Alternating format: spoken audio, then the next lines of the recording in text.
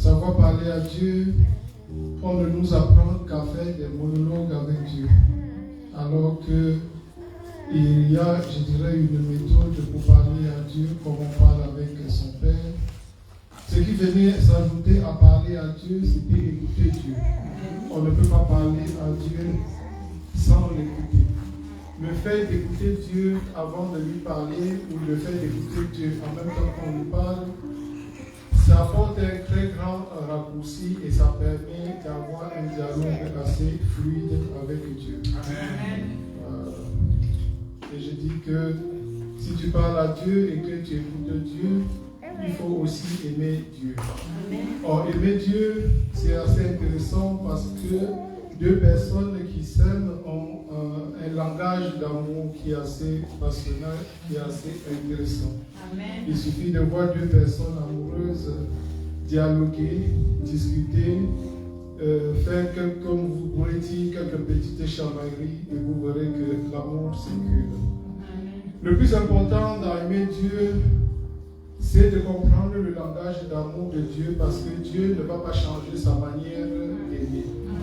Et si toi tu ne te mets pas au niveau de l'amour de Dieu, tu ne comprendras jamais ce que Dieu a à faire pour toi et dans ta vie. Et j'avais conclu en disant que lorsqu'on va à l'église, il faut se donner à fond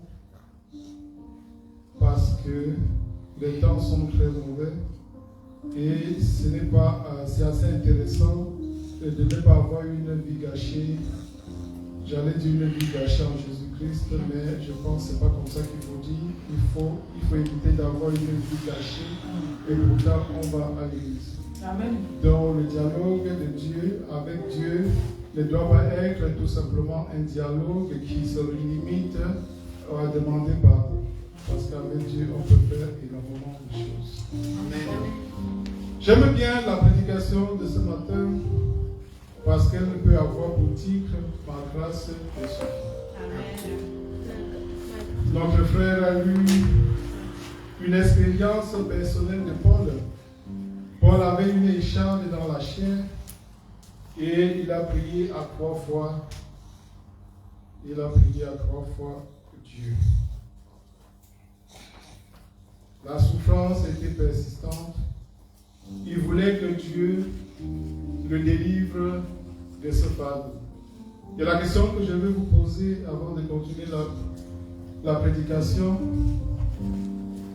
Paul a reçu une réponse. Est-ce qu'il a été exaucé? Si on fait un petit sondage dans la salle, qui peut dire que Paul a été exaucé? Ceux qui sont d'accord que Paul a été exaucé peuvent lever la main. Bien sûr qu'il a été exaucé. Oui. Ceux qui disent que Paul n'a pas été exaucé peuvent aussi lever la main. Et on verra. Moi, je vois 3 personnes qui disent que Paul a été exaucé. Qu'est-ce que vous en pensez? Est-ce qu'il a été exaucé? Oui. Oui, il a été exaucé. Qu'est-ce que veut dire exactement être exaucé? Dieu a compris ses prières. Amen. Dieu a compris ses prières. Qui a une autre définition? Dieu a agi dans sa vie, une réponse à sa prière. Il a reçu une réponse à sa prière. Okay. Dieu a agi dans sa vie. Dieu a agi dans sa vie. C'est Okay. Dieu a accompli. C'est ça le Il a accompli. Oui. Dieu a accompli. Voilà. Si tu dis Dieu a accompli, quelle était la question que Paul a mis sur le trône de la grâce?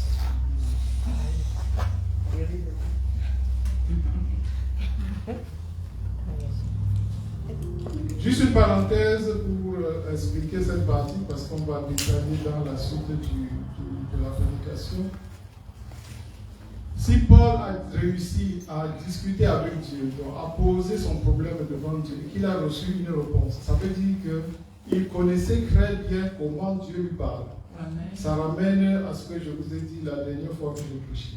Il savait très bien comment parler à Dieu, il savait aussi comment écouter la réponse de Dieu. Donc il savait exactement comment Dieu lui répond. Et ça peut être étrange, les manières dont on reçoit les réponses de Dieu.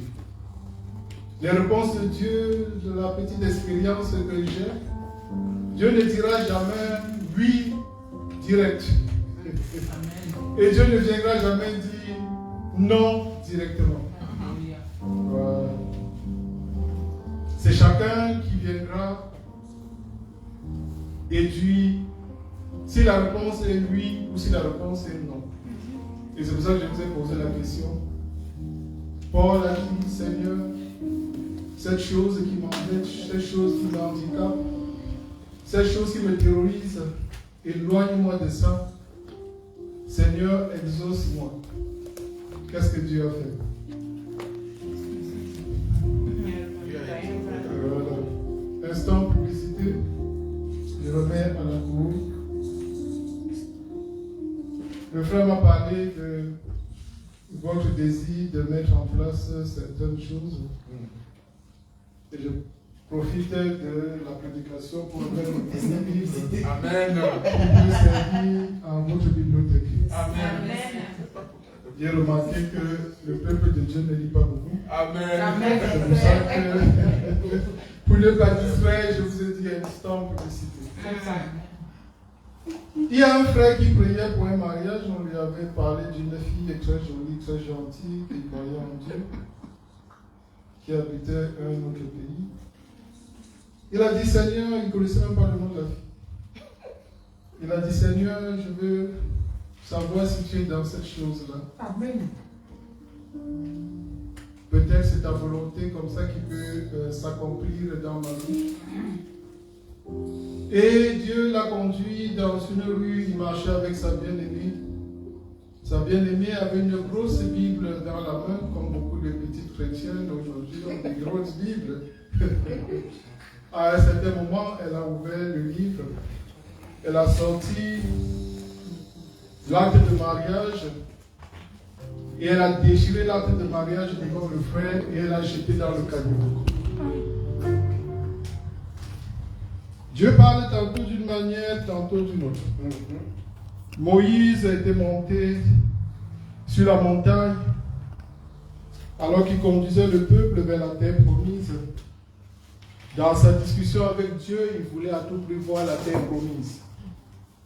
Il a prié le Seigneur, je suis un de tes fidèles serviteurs. Tu m'as envoyé en Égypte délivrer ton peuple. Alors me voici, j'arrive devant la porte de la terre promise. Permets que je puisse entrer, Seigneur, dans cette terre promise. Dieu ne lui a rien dit. Il a juste dit, tu verras la terre promise de loin. Je vous ai dit que Dieu ne dit pas un non explicite. Il ne dit pas un oui explicite. Chacun devant la prière reconnaît si c'était un oui ou si c'était un non. Jésus à Gethsémane, tout le monde connaît ce qui s'est passé. Il a prié fort, il a prié comme quelqu'un pouvait dire, il a prié de toute sa chair pour que la coupe s'éloigne de lui. Qu'est-ce que Dieu a fait? Qui connaît la suite? Qu'est-ce que Dieu a fait? Dieu est resté silencieux. Et voilà, ici aujourd'hui on parle de l'écharpe de Paul. Paul a prié pour que l'écharpe, que Dieu enlève cette souffrance.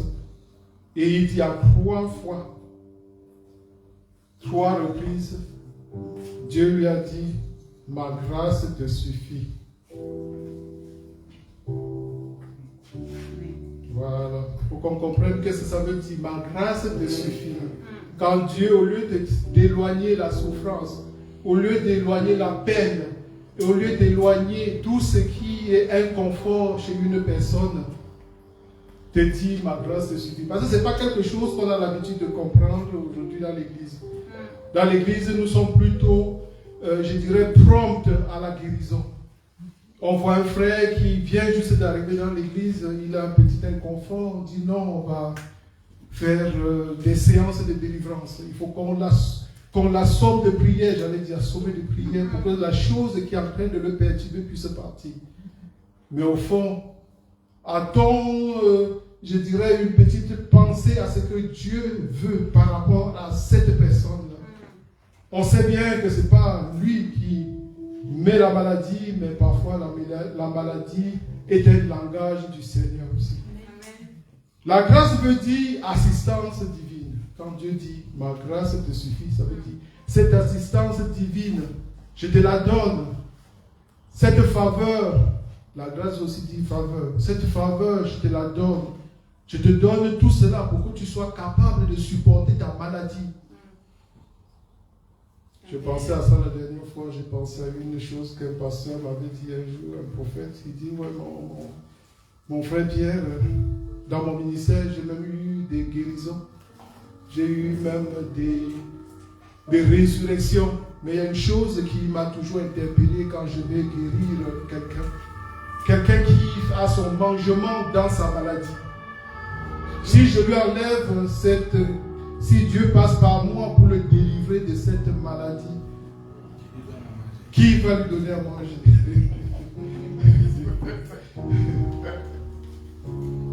Voilà. Dans ce niveau, on peut déjà penser, réfléchir et dire,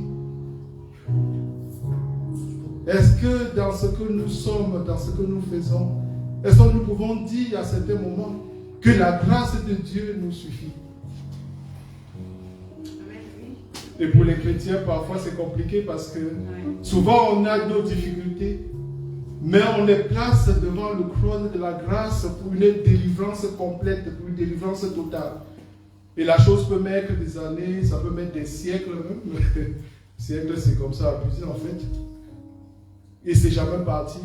Mais on ne vient pas sonder le Seigneur pour savoir quel est le langage derrière la chose. Paul a eu son échade, mais il a été en prison. Vous voyez tout ce que Paul a fait. Avec cette échade, il faut vous poser la question. Si Dieu lui avait enlevé l'échade, qu'est-ce qui serait arrivé? Je suis en train de vous parler de la grâce. Un autre endroit où on parle de la grâce dans la Bible, j'ai un peu regardé, comme je suis un petit curieux. Je feuillette de temps en temps la Bible, comme disait notre maître de cœur. Un autre endroit où on parle de la Bible, c'est Marie. Marie, on parle de la grâce. Certains disent pleine de grâce. Vous savez comme les Bibles sont en train de changer. Maintenant, on a dit, comblé, Marie, on t'a donné une grâce. C'est une grâce qu'on doit donner à Marie. Pourquoi on a donné une grâce à Marie? C'est pour qu'elle soit capable de mettre au monde un Messie. Donc la grâce de Dieu, elle est importante. La grâce de Dieu permet que la puissance de Dieu s'accomplisse dans la faiblesse. Amen. Et la faiblesse, c'est quelque chose que les chrétiens n'aiment pas. La première fois que je suis allé dans une église, j'étais un peu timide. Je voulais voir une soeur pour un problème familial. Elle me dit, mais parle comme un homme, parle comme un homme. Comment tu t'appelles? Comme un homme. Dieu ne t'a pas donné un esprit de timidité, mais c'est un esprit de force. Dans les prédicateurs comme nous, j'allais dire faibles, pas bien habillés, pas bien sapés, on nous néglige parce qu'on n'est pas le standard du prédicateur qu'on aimerait voir. Mais on oublie que c'est à travers la force, c'est à travers la faiblesse que Dieu se manifeste. Il ne faut pas regarder l'homme qui est devant, mais il faut regarder qu'est-ce qui est derrière, qu'est-ce qui a placé l'onction sur l'homme pour que l'homme soit capable de parler de la face du Seigneur. Ouais. C'est la vulnérabilité de l'être humain qui fait ressortir ce que Dieu a mis en toi. Ce n'est plus la propre force de la personne qui compte parce que nous sommes incapables. Nous ne l'avons pas compris. Aujourd'hui, nous sommes dans un monde où on est obligé de jouer un rôle. Dieu t'appelle étant, j'allais dire, boiteux. Et tu te dis, non, comment moi je peux servir Dieu étant boiteux? Comment je peux aller guérir mon frère étant boiteux? On oublie que c'est la puissance de Dieu qui doit venir. On veut tout maîtriser. On veut paraître fort. On veut paraître avoir le contrôle. Et ce qui me dérange beaucoup dans l'affaire aussi de Dieu, de servir Dieu, c'est que beaucoup ont pris ça comme si c'était quelque chose de méritant. Voilà. Quand je dis servir Dieu, c'est pas forcément être prédicateur, c'est dans tous les domaines de la vie en fait. On transforme, j'avais dit, le service avec la prière. On dit oui parce que je suis chantre dans l'église, quand je vais prier, Dieu va m'exaucer. Je suis le grand bishop, j'ai 50 000 membres, je mets les affiches. Oui, le jour où je vais demander aux gens de venir à l'église, quand je vais prier, il y aura des miracles. Oui, mais est-ce que tu avais rendez-vous avec Dieu pour savoir si ce jour-là, quand tu vas prier, le miracle va descendre? On met tout aujourd'hui dans la méritocratie. Mais Dieu n'est pas dans la méritocratie. Parce que méritocratie signifie que tu comptes sur tes propres forces et que tu as atteint un niveau élevé. Alors, si tu as atteint un niveau élevé, est-ce que tu as encore besoin de Dieu? Voilà. Dieu sait comment il sélectionne. Dieu sait comment il sélectionne ses serviteurs. Dieu sait comment il sélectionne, j'allais dire, ses perroquets. Moi j'appelle ça les perroquets. Ceux qui sont devant, qui parlent. On ne parle pas de nous-mêmes, mais on parle de la part de Dieu. Donc c'est un peu comme si on était là pour répéter ce que Dieu a dit. Amen. On ne doit pas sortir, ajouter des choses dans la Bible pour venir dire au peuple de Dieu. Là on sort du perroquet. Et mais les perroquets, beaucoup aujourd'hui avec ce qui circule dans le monde, on vient perdre la singularité. La chose la plus spéciale qui fait que tu es serviteur de Dieu, que tu sers Dieu dans une église, que tu sers Dieu dans la chorale, que tu sers... Moi, je vous donne un aperçu général, pas forcément prédicateur. Dieu t'appelle avec ta singularité, avec tes forces, avec tes faiblesses. Mais le jour où il t'a appelé, il savait que tu étais aussi faible. Amen. Alors, lui seul peut s'appuyer sur ta faiblesse pour en faire une force. Amen. Mais nos mouvements aujourd'hui veulent que de faibles que nous soyons des forts. Et moi j'allais appeler ça des pseudo-forts. Parce que même étant dans cette dimension de force, on sait au fond de nous qu'on est faible. Et celui qui est intelligent saura que il n'y a que Dieu qui peut m'aider dans cette affaire. Amen. J'ai beaucoup aimé la sélection divine par la grâce de Dieu. J'aime beaucoup la sélection divine par la grâce de Dieu. J'ai lu l'histoire dans la Bible du 12e apôtre. Ça vous dit peut-être quelque chose?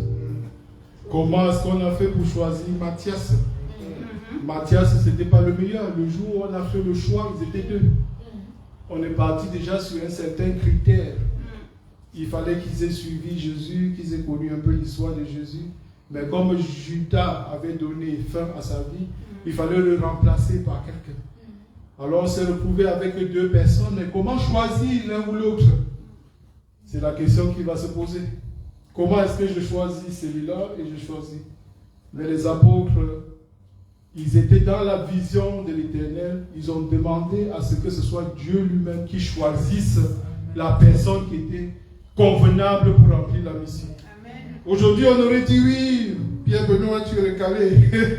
Tu ne peux pas faire le bishop parce que tu n'as aucun costume. Donc, éloigne-toi.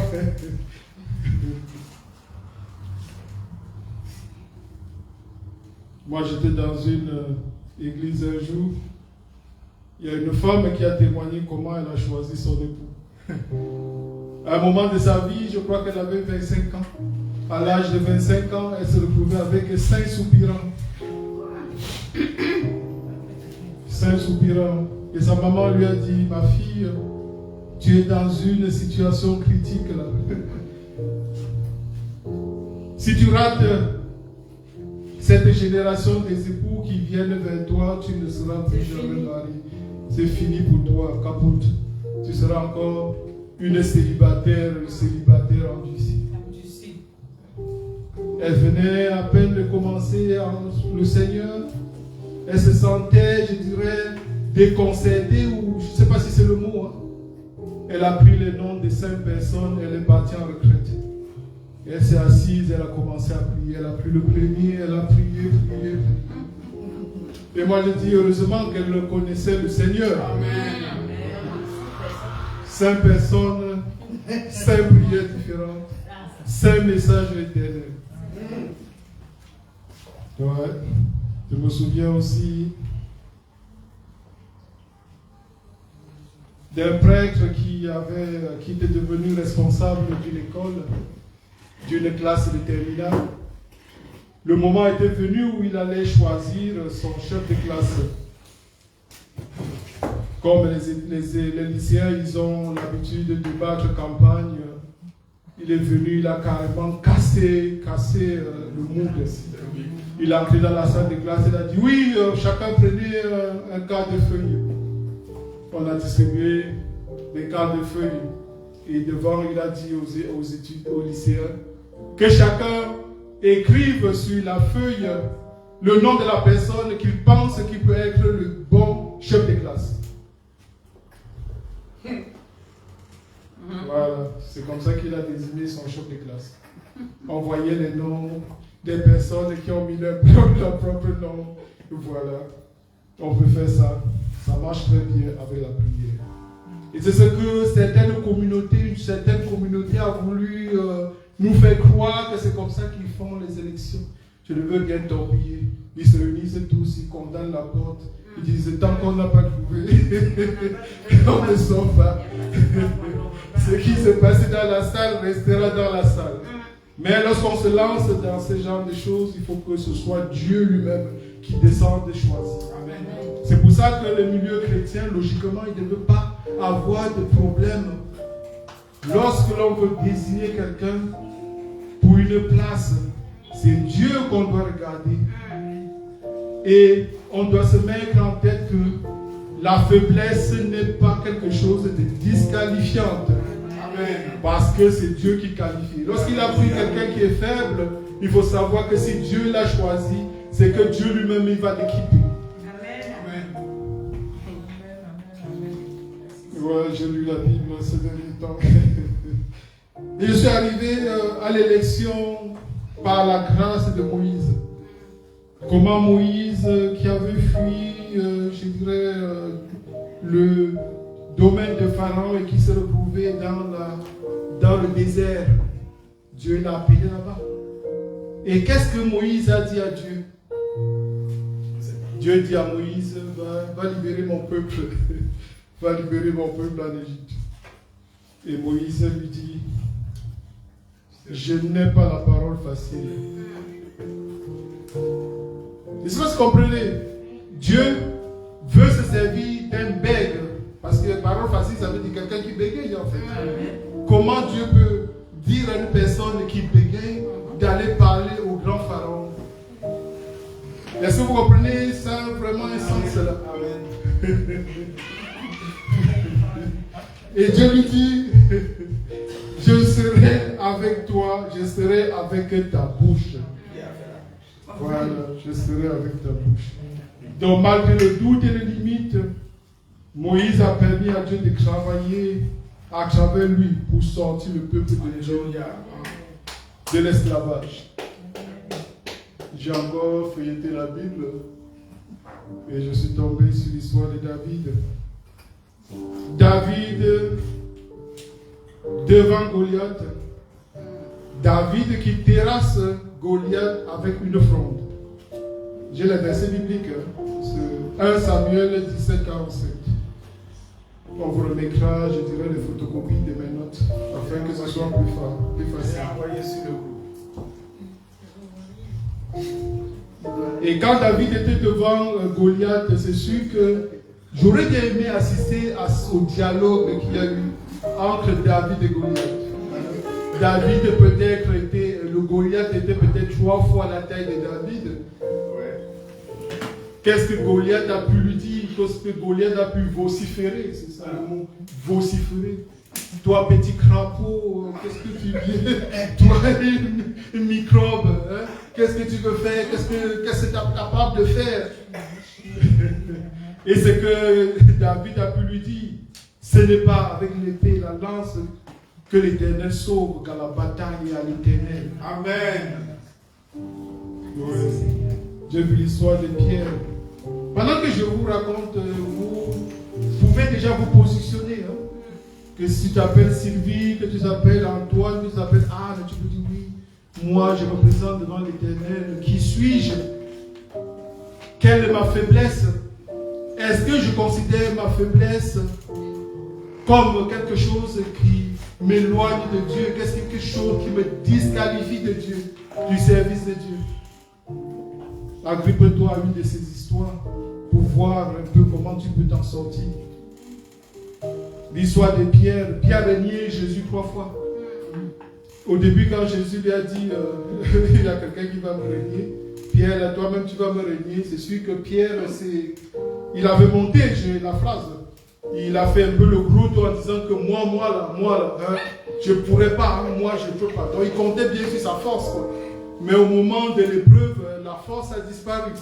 Hein, il s'est vu dans les prisons et tout, je ne sais pas. Hein. Et c'est une petite fille sous le feu qui l'a trahi. Toi aussi tu étais là, je t'ai vu. Il a eu peur de la petite fille, il a dit non, je n'étais pas là, je n'étais pas là. Et le coq a chanté. Et Pierre avait régné Jésus 3 fois. Quel échec, hein? Imaginez un peu sa tête. Imaginez un peu la honte. Surtout lorsque on raconte ça dans sous forme imagée de film. À peine il a régné Jésus qui croise le regard de Jésus. C'est poignant cette histoire, mais est-ce que c'est comme ça ça s'est passé? Je ne sais pas. Mais il faut juste savoir qu'il a régné 3 fois. Et c'est le même Pierre chez qui Jésus allait après la résurrection pour lui dire, il faut vaincre mon peuple. C'est sûr que quand il a accueilli ça, peut-être qu'il n'était pas encore très sûr de ce que Dieu lui disait, quoi, de ce que Jésus lui disait. Moi, j'étais régné 3 fois. Et après, tu viens dire que c'est moi qui vais, hein, c'est moi qui vais diriger ton peuple. C'est incompréhensible. Voilà, ce sont les choses qui sont incompréhensibles pour Dieu. Parce qu'on s'attend à ce que on est mérité. on est mérité. La méritocratie, quoi. C'était moi, j'ai sorti l'épée, j'ai tranché la tête, j'ai fait ça, j'ai combattu, voilà. Donc on s'attend à ce que, à ce moment-là, c'est nous qu'on choisit. Non. Et vous voyez ce qui s'est passé le jour de la Pentecôte, la première prédication de Pierre a sauvé des milliers d'hommes. Amen. Aucun prédicateur sur terre n'a jamais fait ce que Pierre a fait en une seule prédication. Ouais. J'ai un peu feuilleté la Bible. Je suis tombé sur l'histoire de Gédéon dans Juge 6,15. Quand il est appelé par l'ange, il dit, je suis le plus petit de la maison de mon père. C'est bien, hein, j'ai remarqué que les personnes que Dieu souvent appelle là, hein, ceux qui viennent fort là, avec les gros dos là, je ne sais pas, je me pose trop de questions. Je pense que parfois il faut, à l'appel il faut pleurer. Il faut pleurer. Parce que ce n'est pas une histoire d'ego. Ce n'est pas une histoire de vantardisme. Bon. Aujourd'hui beaucoup présentent ça comme ça, mais ce n'est pas ça. Un engagement divin. On a envie de fuir. On a envie de se sauver. Seigneur, pourquoi tu me donnes cette charge-là? Toi-même, tu sais que je suis le petit de la maison de mon père. Après, on lui dit, bon, tu vas aller au combat. Il prend énormément de monde pour aller au combat. Dieu lui dit, non, vous êtes nombreux. Petit à petit, Dieu a dû jusqu'à égrener le monde. On raconte même une histoire où ils sont partis à la rivière, ils devaient boire de l'eau. Et Dieu est parti, il a dit, oui, ceux qui vont boire de l'eau comme des chiens, ce sont ceux-là que toi tu vas choisir. 300 personnes furent choisies. Ils ont gagné le combat devant 135 000 personnes. Amen. Oui. Tous ceux qui dans la Bible ont voulu reposer leur force sur Dieu ont toujours gagné. Amen. Voilà. Et ceux qui ont voulu compter sur eux-mêmes, comme le roi Saül, le roi Nebuchadnezzar, Samson, Jonas et autres, se sont retrouvés, je dirais, le bec dans l'eau. Alors, comme je dis, nous, comment est-ce qu'on peut, en tant que serviteur de Dieu, comment est-ce qu'on peut, en tant que servant de Dieu, faire à ce que le 2 Corinthiens 12, 9 soit impliqué vraiment dans notre vie? Parce que la prédication, elle est pour nous. Elle doit nous apporter du réconfort, elle doit nous ouvrir l'esprit, elle doit nous transformer l'esprit pour que nous puissions marcher avec Dieu, en sachant que ce n'est pas la faiblesse humaine qui empêche Dieu de se manifester par sa toute puissance. Alors je vous concocter un process en 6 étapes. La première chose, c'est reconnaître sa faiblesse. Amen. Tout à l'heure, je parlais. Qu'est-ce qui me rend faible? Qu'est-ce qui pourrait me disqualifier aux yeux des hommes? C'est ça que Dieu utilise pour faire de toi un rempart. Amen. Deuxièmement, il faut s'appuyer sur la grâce de Dieu. Donc prendre sa faiblesse, aller devant Dieu et dire: Seigneur, voilà, je suis un grand menteur. On dit que je suis un mytho, mais je veux être le mythomane de Dieu. Amen. Voilà. Je veux que tu prennes ma façon de parler, ma façon de marmailler les gens, que ce soit un marmaille divin. Amen. Non, mais c'est vrai, il faut être, si tu es franc devant l'Éternel, il utilise ta force. Amen. Et tu peux utiliser la Bible, parler de la manière dont Dieu veut que tu parles. Amen. C'est pour ça que j'aime les serviteurs qui sont, j'allais dire, spécialisés. Hein? Spécialisés. Parce que ce qui embête beaucoup de personnes aujourd'hui, c'est qu'on veut parler de tout. Chaque serviteur a son message. Il y a des serviteurs qui sont bons pour mariage, donc ils feront 50 000 cultes. Ce sera culte de mariage. Prédication de mariage facile, comment être fiancé, comment que, voilà.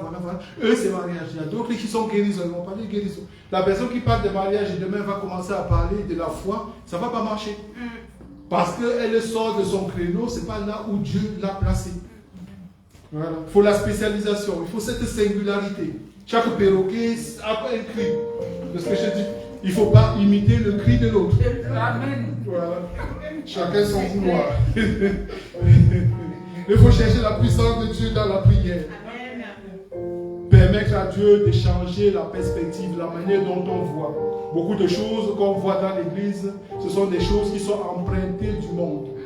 Et lorsqu'on se met devant la face de Dieu et que Dieu nous ouvre les yeux pour notre singularité, on remarque alors que c'est sur nos propres faiblesses qu'il essaye d'émerger afin de nous conduire là où il veut que l'on soit. Et il faut garder la foi, il faut persévérer et surtout témoigner de la grâce de Dieu afin que les gens sachent que Dieu exauce les prières. Amen. Voilà.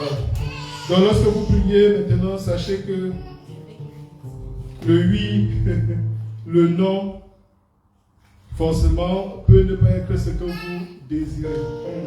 Voilà. Il faut, j'allais dire, régler votre appréciation sur ce que Dieu veut que vous sachiez pour votre propre vie. Voilà. Je remercie Dieu pour sa grâce, qu'il ouvre nos yeux pour que nous puissions comprendre le message d'aujourd'hui. Que Dieu permette que nous comprenions que tout est grâce. Et ce n'est qu'avec nos faiblesses, avec nos manquements, Dieu les utilise pour que sa puissance puisse être manifeste dans nos vies. Si nous étions, je dirais, les puissants, ils ne pourraient pas. Demain, nous allons dire, c'est à cause de nous que nous avons fait telle ou telle chose. Et Dieu veut que l'on compte que sur lui-même, il veut que ce ne soit que son nom qui soit chanté dans le Très-Haut. Dieu est grand, Dieu est fort, Dieu est puissant, et Dieu utilise nos faiblesses pour manifester sa puissance dans nos vies. Merci Seigneur pour tout cela. J'ai prié au nom de Jésus-Christ notre Seigneur. Amen. Amen. Amen.